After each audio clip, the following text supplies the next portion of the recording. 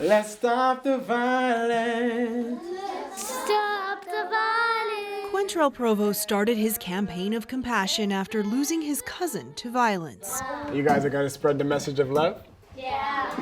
But even as Provo works to stop the violence, he continues to experience racism. I remember when we had 3 deaths in 6 days here in Nova Scotia, and I would get messages on Facebook saying that we don't have a gun problem, we have a black problem, we just have to get rid of all the black people. 54% of Black Canadians surveyed said they personally experience unfair treatment because of their race regularly or from time to time.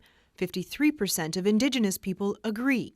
The study also shows Canadians experience what's known as microaggressions or modern racism. I've been willing to give up my seat, and they just look at me like I'm gonna bite them or something, and I'm like, people don't know how that feels.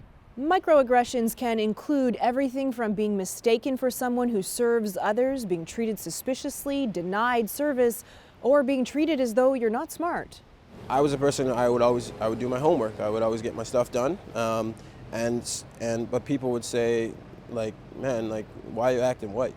This women's studies professor says Indigenous people have similar experiences. In a retail store, or being able to find an apartment because of your last name. The study actually validates what people have been saying all along from racialized communities, from Indigenous peoples, that racism that they experienced are actually quite prevalent. The study shows Canadians overall are optimistic racial equality will happen within their lifetime.